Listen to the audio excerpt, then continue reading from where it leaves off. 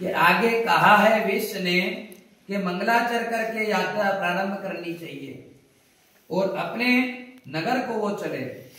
उनके थोड़ी दूर आगे बढ़ते ही वहां विष्णु भगवान ने उन दोनों से परीक्षा लेने का विचार किया कि देखते हैं बनिए लोग सुधरते हैं कि नहीं सुधरते हैं।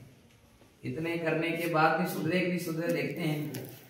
उन्होंने एक दंडी वेशधारी का रूप धारण किया और सतना भगवान ने उन दोनों ससुर जमाई के पास में जाकर पूछा कि तेरी नाव में क्या भरा हुआ है। तो अभिमानी हंसता हुआ बोला, हे दंडी, आपको पूछने का क्या मतलब है? आप क्या धन लेने के इच्छुक हैं? मेरी नाव में तो बेल पत्ते भरे हुए हैं। इस वेश्य कठोर का वचन सुनकर दंडी वेशधारी से सत्यनारायण भगवान वहां से थोड़े से दूर जाकर चले गए। मन में उन्होंने यह वचन कहा कि तुम्हारा वचन तो अवश्य सत्य होगा। ऐसा कहकर वहां थोड़े दूर जाकर बैठ गए और कुछ समुद्र के किनारे जाकर वो अपने तप में मगन हो गए। दंडी महाराज के जाने के पश्चात वेश्य ने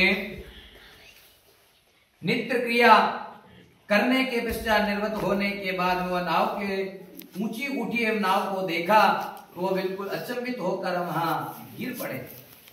देखा कि मेरी नाव में तो सही में एवं बेल पत्ते भरे हुए हैं। वो मूर्छित होकर जमीन पर गिर पड़े।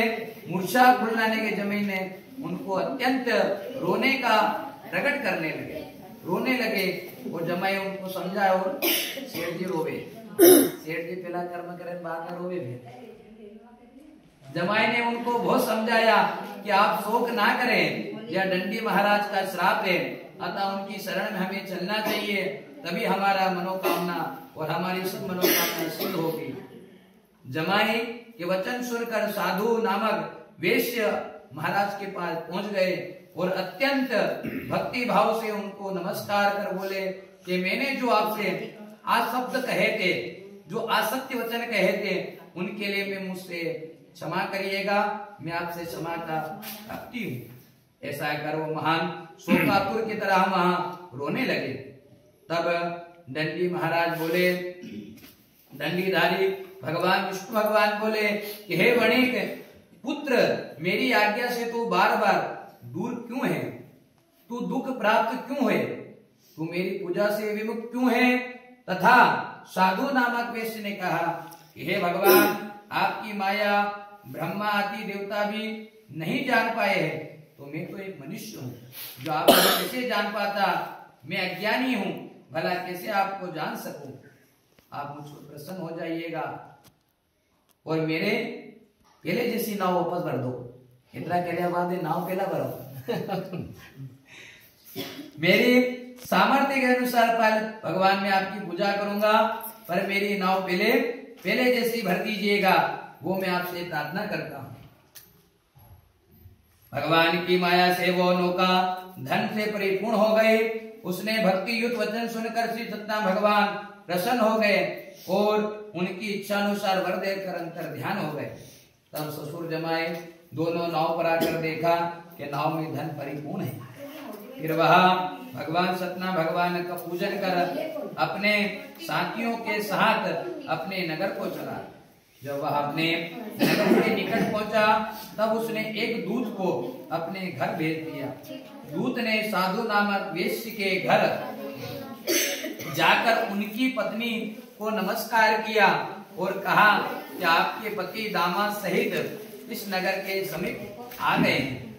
लीलावती और उनकी पुत्री कलावती उस समय भगवान का पूजन कर रही थी। दूत का वचन सुनकर साधु की पत्नी बड़े हर्ष के साथ सत्यदेव का पूजन पूर्ण किया और अपनी पुत्री से कहा कि मैं अपने पति के दर्शन को लिए जाती हूँ, तुम कार्य पूर्ण कर शीघ्र आ जाना। परंतु कलावती पूजन का प्रसाद छोड़कर अपने पति के दर्शन के लिए चली गई थी।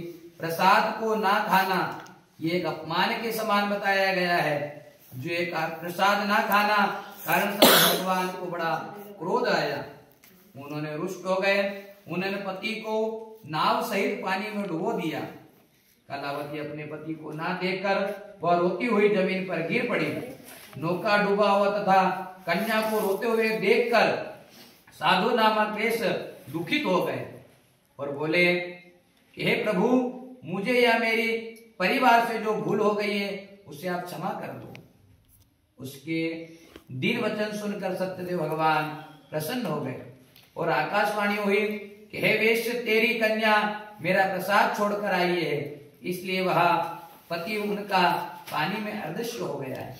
यदि वह घर जाकर प्रसाद खाकर लौटेगा तो उसका पति अवश्य मिलेगा।